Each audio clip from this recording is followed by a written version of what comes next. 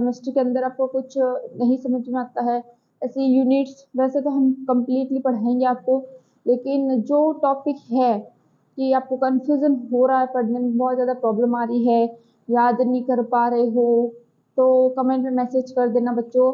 उस टॉपिक के अलग से अपन वीडियो बना लेंगे, अपन डिस्कस करेंगे, उस टॉपिक के बारे में पढ़ लेंगे, है ना। जो नहीं समझ में आ रहा है वो इजी से इजी तरीके में ट्राई करूंगी समझाने की आपको।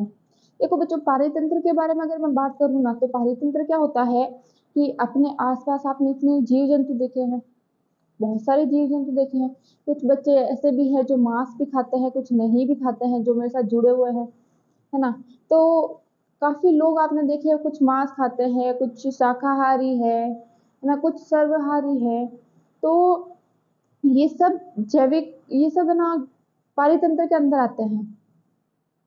सब जो आपको आमने सामने जीव दिख रहे हैं, जो पौधे दिख रहे हैं, जो आपको ये वातावरण दिख रहा है, वायु है, मृदा है, प्रकाश संश्लेषण है, सूर्य का प्रकाश है, ये सारे जो भी अपने आसपास की जो चीजें हैं अपने को दिख रही है, वो सब एक जो पारितंत्र है, वो सब मिलके एक पारितंत्र बना रहे हैं ना।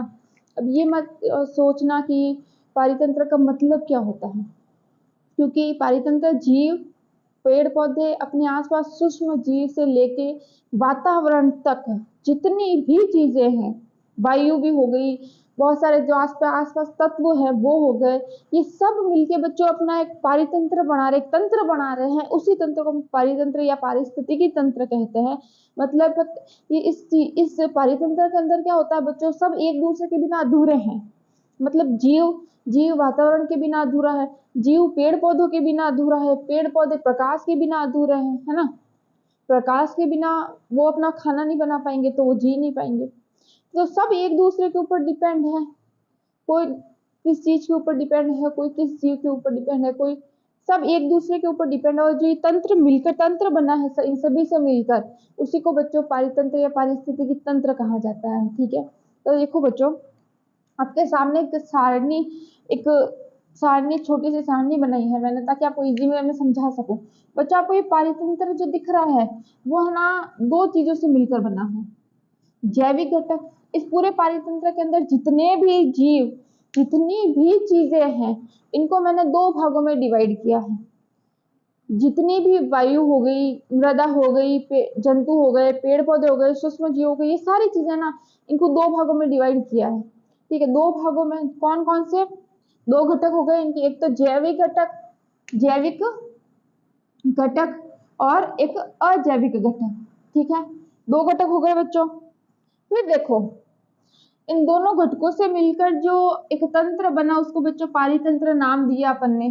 ठीक है, देखो जैविक घटक जो होता है वो बच्चों जंतु और पेड़ पौधे आते हैं जैविक घटक के अंदर, शाकाहारी कह दो बोले, है ना। जैविक घटक के अंदर जंतु और पेड़ पौधे आते हैं, जिसको आगे तीन भागों के अंदर डिवाइड किया गया है जैविक घटक को। पहला है बच्चों उत्पाद, दूसरा है बच्चों उपभोक्ता, तीसरा है अपना अपघटक, तीसरा है बच्चों अपना अपघटक।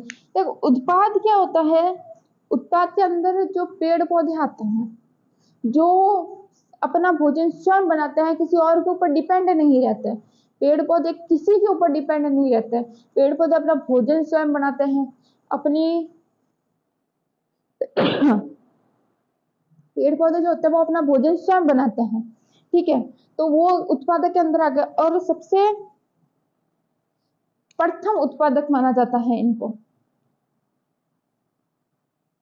बच्चों देखना, उपभोक्ता की मैं बात करूं तो उपभोक्ता जो होता है, जो किसी और के ऊपर डिपेंड रहता है, ये क्या होता है बच्चों, इसके अंदर जीव आते हैं जो पेड़ पौधों के ऊपर डिपेंड रहते हैं। जैसे बकरी आपने देखी होगी, पेड़ पौधे खाती है, घास खाती है, शाकाहारी है ना, ये बकरी वगैरह होगी। और भी काफी ऐसे जंतु हैं जो पेड़ पौधे खाते हैं, तो वो बच्चे उपभोक्ता के अंदर आते हैं, और वो प्राथमिक उपभोक्ता है।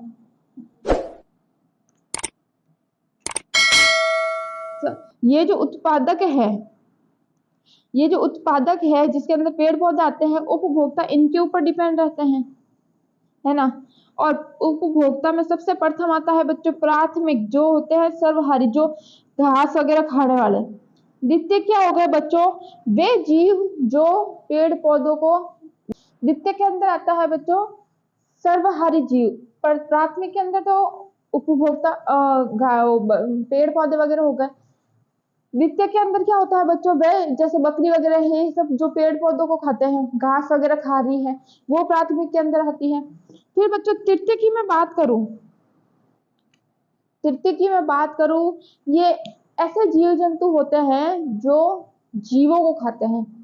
मतलब जो जो शाकाहारी जीव है, जो जंतुओं को खाते हैं, जीव जंतुओं को खाते हैं, इनके अंदर मांसाहारी जीव आते हैं। जो जीव मांस वगैरह खाते हैं वो तृतीय उपभोक्ता के अंदर शामिल किए गए हैं बच्चों। फिर सर्वहारी जो दोनों खाते हैं, जो मांसाहारी भी होते हैं, जो शाकाहारी भी होते हैं, दोनों होते हैं, वो है बच्चों सर्वहारी जीव बोला जाता है इनको, है ना। देखो अपघटक, अपघटक की मैं बात करूं, अपघटक का मतलब क्या होता है? अपघटक का मतलब होता है बच्चों ऐसे जीव, मतलब जो सूक्ष्म सूक्ष्म जीव होते हैं, छोटे छोटे शैवाल हो गए, कवक हो गए, है ना, एकदम सूक्ष्म जीव होते हैं जो अपघटन करते हैं। मतलब आपने देखा होगा जो मरे हुए जो जीव होते हैं, मृत जीवों का या मृत पौधों का, जो छोटे छोटे सूक्ष्म जीव होते हैं उनका अपघटन कर देते हैं, है ना। कुछ दिनों तक उनके ऊपर सड़ाव आ जाता है, आपने देखा होगा। वो क्या होता है, सूक्ष्म जीव उनके ऊपर हमला कर देते हैं, हमला करते ही उनको क्या करेंगे, अपघटित कर देंगे, उनको पचा देंगे, तो वो मिट्टी के अंदर मिल जाता है और उन्हीं को वापस जो है पौधे यूज में ले लेते हैं, खाद के रूप में। जमीन में होते हैं तो पौधे उनको वापस यूज ले लेते हैं, काम में ले लेते हैं। तो अपघटक के अंदर कौन से आते हैं बच्चों? अपघटक के अंदर सूक्ष्म जीव आते हैं, कवक, शैवाल, ये इनके एग्जाम्पल है, कवक और शैवाल। देखो अब मैं बात करूं बच्चों अघटक अजैविक घटकों की। अजैविक घटक तीन टाइप के होते हैं बच्चों, कार्बनिक होते हैं, अकार्बनिक होते हैं और जलवायवीय कारक होते हैं, है ना। अकार्बनिक, कार्बनिक, जलवायवीय कारक, ठीक है। ये एक बार देखो अजैविक घटक के अंदर क्या होता है बच्चों, जो आपको अकार्बनिक पदार्थ, मतलब अजैविक घटक क्या होता है बच्चों, जैविक घटकों के ऊपर डिपेंड रहते हैं। अजैविक घटक सारे जैविक घटकों के ऊपर डिपेंड रहते हैं। अकार्बनिक घटक की बात करूं, अकार्बनिक घटक के अंदर कौन कौन से आते हैं बच्चों, जैसे अपने पास ऑक्सीजन हो गई, नाइट्रोजन हो गई, है ना, मैग्नीशियम हो गया, आयरन हो गया, कैल्शियम हो गया, नाइट्रोजन, ऑक्सीजन, CO2, ये सब जो आपको वातावरण में जितनी भी वायुमंडलीय गैसें हैं सभी वो आती है बच्चों अकार्बनिक पदार्थ के अंदर आती है ना। जो केमिकल्स, जो भी केमिकली पदार्थ होते हैं वो भी, और जो वायुमंडलीय गैसें होती है वो भी, वो सब अकार्बनिक पदार्थ के अंदर आती है। कार्बनिक पदार्थ के अंदर बच्चों कौन सी आती है? कार्बनिक पदार्थ जैसे अपने प्रोटीन हो गई, वसा हो गया, लिपिड हो गया, ये कार्बनिक पदार्थों के अंदर आते हैं बच्चों। वसा हो गया, लिपिड, प्रोटीन, ये सारे जो कार्बोहाइड्रेट्स वगैरह है, ये कार्बोहाइड्रेट्स, विटामिन वगैरह, ये सारे ये जो होते हैं वो सब कार्बनिक पदार्थों के अंदर आते हैं। और आपने कभी देखा हो, मैंने अभी अभी जस्ट बताया कि सूक्ष्म जीव जो होते हैं वो क्या करते हैं, मृत जीवों को अपघटित कर देते हैं। तो वो अपघटित होके किसमें चेंज हो जाते हैं, कार्बनिक पदार्थों के अंदर चेंज हो जाते हैं, जो मिट्टी के अंदर मिल जाते हैं, और उन्हीं को पौधे क्या करते हैं, वापस यूज में ले लेते हैं, है ना। तो सूक्ष्म जीव जो है वो भी अपघटन में सहायता करते हैं, मतलब अकार्बनिक पदार्थों को कार्बनिक पदार्थों में चेंज कर देते हैं।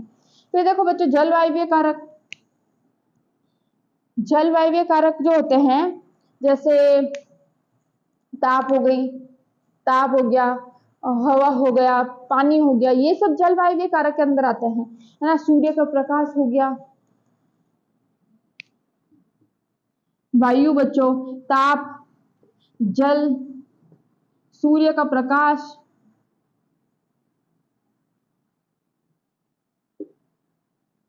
ये जो सारे होते हैं ये कारक जलवायु कारक, ये जलवायु कारक के अंदर शामिल किए गए हैं। तो ये है बच्चों अपना जैविक अजैविक घटकों के तीन टाइप, अकार्बनिक, कार्बनिक और जलवायु। कार्बनिक, अकार्बनिक के अंदर सारे वायुमंडलीय गैसें वगैरह हो गई, केमिकली रिलेटेड जितने भी तत्व है, पदार्थ है, वो सब अकार्बनिक के अंदर आते हैं। मैग्नीशियम हो गया, कैल्शियम हो गया, आयरन हो गया, क्यों अपनी बॉडी के अंदर आयरन है बच्चों, है ना, अपनी बॉडी के अंदर है। तो अकार्बनिक पदार्थों के अंदर क्या आ गया, लिपिड होगी, वसा होगी, प्रोटीन वगैरह हो गया। जलवायु कारक के अंदर क्या हो गया, वायु, ताप, जल वगैरह, सूर्य का प्रकाश, ये सब होता है वो जलवायु कारक के अंदर शामिल किए गए हैं। तो ये अजैविक घटक और जो मैंने पहले बताया वो जैविक घटक। इसमें कोई डाउट हो तो मुझे कमेंट के अंदर मैसेज करना, और वो सारणी का स्क्रीनशॉट ले लिया हो तो, नहीं लिया हो तो अभी ले लेना, और उससे रिलेटेड कोई नहीं समझ में आया हो तो मुझे कमेंट के अंदर मैसेज कर देना। आपको कोई टॉपिक समझना हो तो भी मुझे कमेंट में मैसेज कर देना बच्चों। जय हिंद, जय भारत, बेस्ट ऑफ लक।